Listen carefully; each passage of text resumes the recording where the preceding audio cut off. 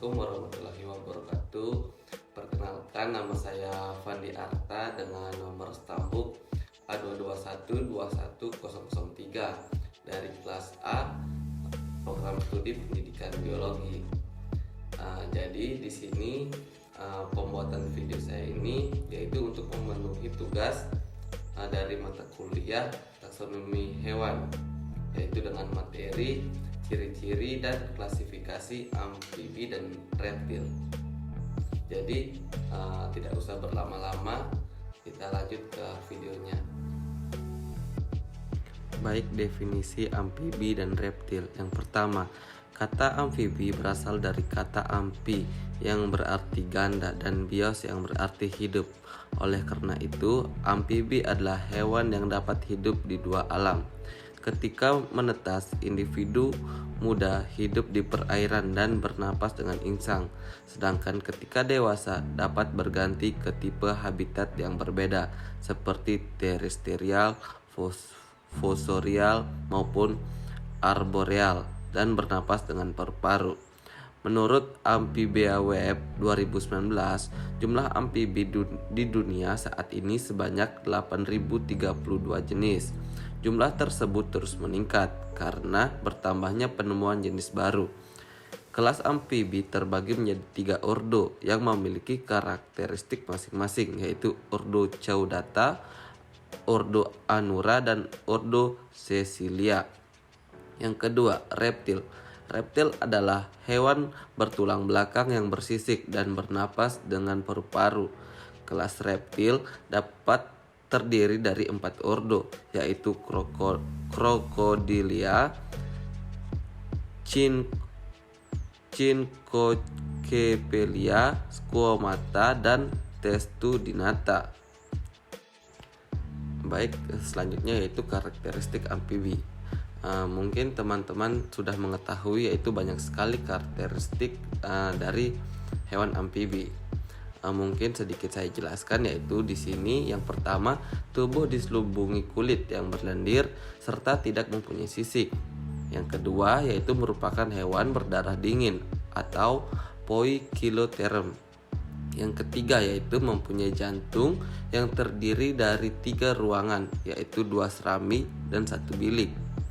Yang keempat yaitu mempunyai 2 pasang kaki pada setiap kakinya.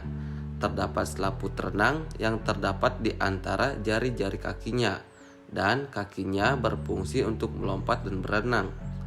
Yang kelima yaitu memiliki 2 lubang hidung yang berhubungan dengan ruang mulut yang mempunyai klep untuk menahan air. Baik, selanjutnya yaitu karakteristik amfibi. Mungkin hewan reptil ini mempunyai karakteristik sama banyak dengan hewan amfibi. Sedikit saya jelaskan, yaitu karakteristik dari hewan reptil. Yang pertama, tubuh ditutupi kulit kering bertanduk atau tidak licin, biasanya dilengkapi sisik atau kuku, dan kelenjar di permukaan hanya sedikit. Yang kedua yaitu memiliki 2 pasang anggota badan masing-masing dengan 5 jari yang pada bagian ujungnya terdapat cakar dan dapat digunakan untuk berlari, merayap, dan memanjat. Anggota badan menyerupai dayung pada penyu, memendek pada kadal, dan tidak ada anggota badan pada beberapa jenis kadal dan semua jenis ular. Yang ketiga yaitu kerangka terdiri dari tulang keras, tengkorak dilengkapi rongga oksipital.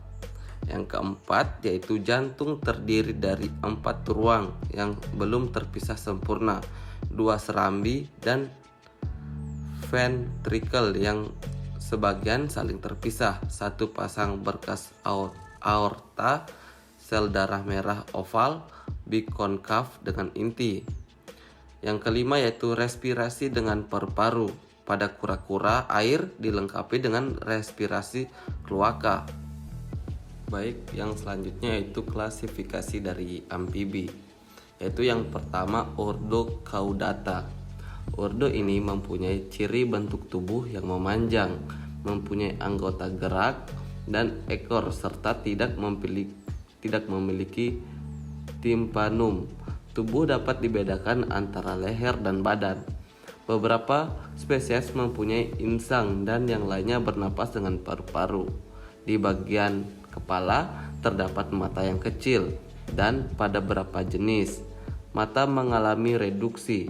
Fase larva hampir mirip dengan fase dewasa. Anggota ordo Caudata ini hidup di darat, akan tetapi tidak dapat terlepas dari air. Pola persebarannya meliputi wilayah Amerika Utara, Asia Tengah, Jepara, dan Eropa. Pada ordo Caudata ini mempunyai banyak sekali hewan. Salah satunya yang kita ketahui yaitu hewan salamander. Baik, yang kedua yaitu ordo Anura. Nama Anura mempunyai arti tidak memiliki ekor. Seperti namanya, anggota ordo ini mempunyai ciri umum tidak mempunyai ekor. Kepala bersatu dengan badan, tidak mempunyai leher, dan tungkai berkembang baik. Tungkai belakang lebih besar daripada tungkai depan. Hal ini mendukung pergerakannya yaitu dengan melompat. Pada beberapa famili terdapat selaput di antara jari-jarinya. Pada ordo Anura memiliki 5 famili yang terdapat di Indonesia, yaitu yang pertama Buffoniae. Famili ini sering disebut kodok sejati. Ciri-ciri umumnya yaitu kulit kasar dan berbintil.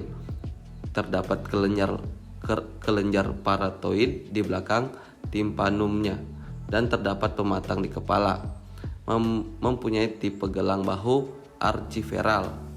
Famili yang kedua yaitu Megabridae.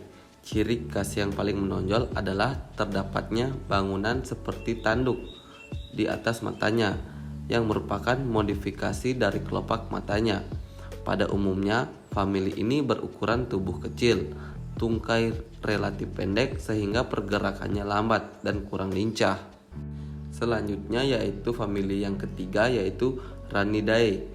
Famili ini sering disebut juga katak sejati. Bentuk tubuhnya relatif ramping, tungkai relatif panjang, dan di antara jari-jarinya terdapat selaput untuk membantu berenang. Kulitnya halus, licin, dan ada beberapa yang berbintil. Famili selanjutnya yaitu Microhylidae. Famili ini anggotanya berukuran kecil, sekitar 8-10 mm. Kakinya relatif panjang dibandingkan dengan tubuhnya. Terdapat gigi pada maksila dan mandibulanya, tapi beberapa genus tidak mempunyai gigi.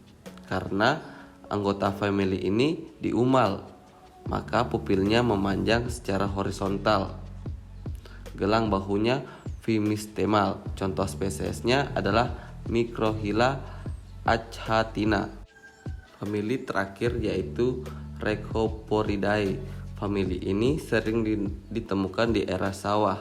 Beberapa jenis mempunyai kulit yang kasar, tetapi kebanyakan halus juga berbintil.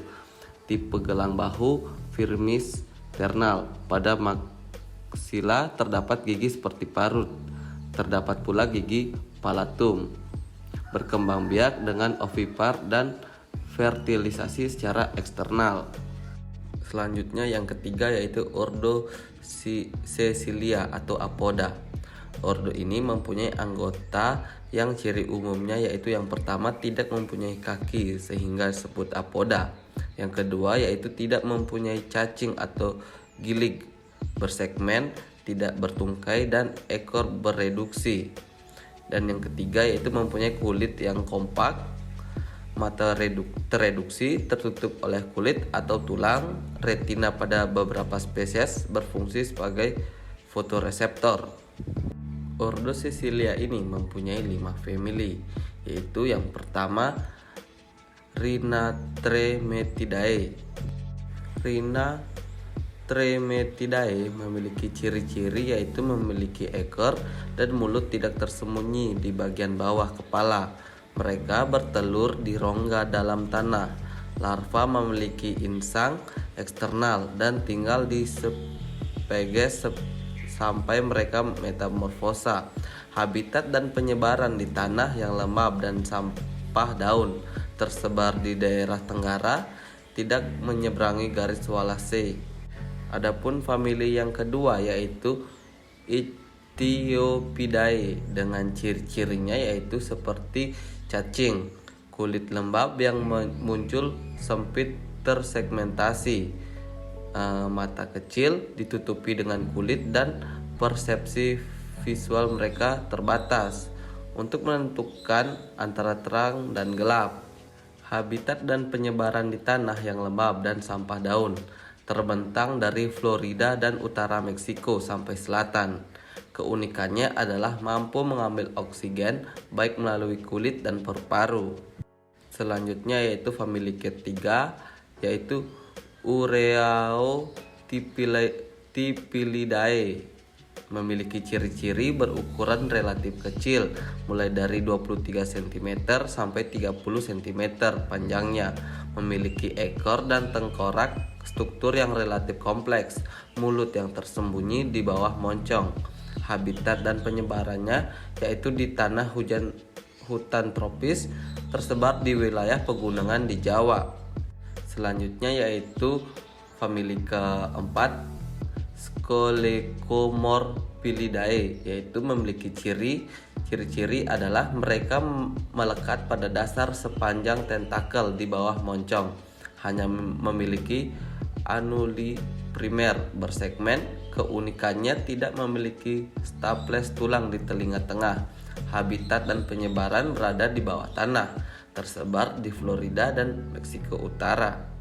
Selanjutnya itu famili kelima yaitu Cecilidae, memiliki ciri-ciri tubuh menyerupai cacing dan ada pula spesies yang lebih besar dan panjang sampai menyerupai ular.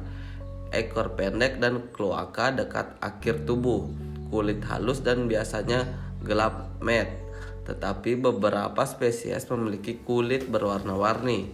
Mata kecil tertutup oleh kulit untuk perlindungan. Habitat kebanyakan tinggal dan bersembunyi di dalam tanah. Selanjutnya itu klasifikasi pada hewan reptil.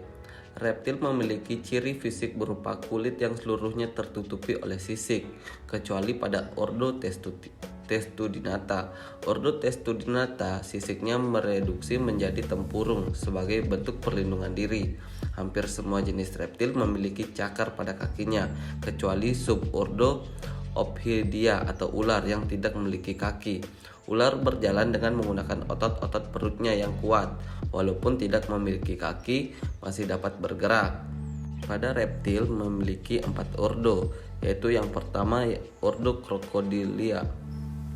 Ordo Crocodilia ini memiliki tubuh panjang, kepala besar dan runcing, rahang kuat dan gigi tumpul, kaki pendek dengan jari-jari berselaput tebal, ekor panjang, kulit tebal, jantung terbagi atas 4 ruang terpisah. Ovipar, telinga berlubang kecil. Contoh Crocodylus porcus. Selanjutnya yaitu ordo kedua atau ordo Chinchocepelia yang masih hidup sampai sekarang, mempunyai bentuk serupa kadal, berkulit, tanduk dan bersisik, bergranula, punggungnya berduri pendek, tulang rahang mudah digerakkan. Contoh yang masih hidup di Australia yaitu Sphenodon punctatum atau tuatara. Selanjutnya itu ordo ketiga, ordo Squamata. Ordo ini memiliki tubuh yang ditutupi sisik epidermis, bertanduk yang secara periodik mengelupas sebagian atau keseluruhan. Osteodermnya biasanya tidak ada, tapi pada beberapa jenis Squamata terdapat pada kepala dan tempat lainnya. Lubang hidung berpasangan, sering memiliki mata pineal pada kelompok kadal, tapi pada kelompok ular tidak ditemukan. Memiliki lubang kloaka transversal dan pada yang jantan terdapat 2 hemipenis. Pada ordo Squamata memiliki subordo seperti subordo Sauria atau Lacetalia, yaitu dengan contoh Komodo. Yang kedua itu subordo Serpentes atau Ophidae dengan contoh hewan yaitu ular sawah. Baik, selanjutnya yaitu ordo keempat yaitu ordo Testudinata. Pada spesies pada ordo ini memiliki tubuh bulat, pipih dan umumnya relatif besar. terbungkus oleh perisai. Perisai sebelah dorsal cebung yang disebut carapace dan perisai sebelah ventral datar yang disebut plastron. Kedua bagian perisai itu digabungkan pada bagian lateral bawah, dibungkus oleh kulit dengan lapisan zat tanduk tebal. Pada Urdotestudinata terbagi atas dua famili, yaitu yang pertama yaitu famili Chelonidae. Contoh spesies yaitu penyu hijau. Tubuhnya besar, bahkan ada yang berdiameter 1 meter. Yang kedua yaitu famili Thionicidae dengan contoh spesies yaitu Geocolone gigantea. Selanjutnya yaitu peranan amfibi. Amfibi banyak dimanfaatkan manusia, antara lain sebagai berikut. Yang pertama, katak diambil daging dan telurnya untuk dimakan. Yang kedua, kulit katak dapat diberi semak untuk dibuat jaket dan barang kerajinan lainnya. Yang ketiga, yaitu katak berfungsi sebagai pemberantas nyamuk secara biologis dan sebagai pengendali serangan hama pertanian. Yang keempat, katak dapat digunakan untuk tes kehamilan atau misal bufo melantonicticus karena menghasilkan hormon perangsang gonad yang memiliki efek sama dengan hormon gonad pada urin wanita hamil. Yang kelima yaitu racun bufotalin dan butotenin yang dihasilkan oleh kodok bufo marinus dimanfaatkan sebagai penguat detuk jantung. Selanjutnya yaitu peranan reptil. Beberapa reptilia bermanfaat dalam kehidupan manusia, antara lain sebagai berikut. Yang pertama, sebagai predator alami, contohnya ular memakan tikus, pengkarung memakan serangga. Yang kedua, sebagai bahan pangan, contohnya daging ular, daging kura-kura, dan telur penyu. Yang ketiga, minyak ular atau racun ular dimanfaatkan manusia sebagai bahan obat-obatan. Yang keempat yaitu beberapa reptilia juga merugikan, misalnya ular memangsa hewan ternak dan ular berbisa dapat membunuh manusia. Video dari saya mungkin kurang dan lebihnya saya mohon maaf. Saya akhiri, wabillahi taufiq wal hidayah. Wassalamualaikum warahmatullahi wabarakatuh.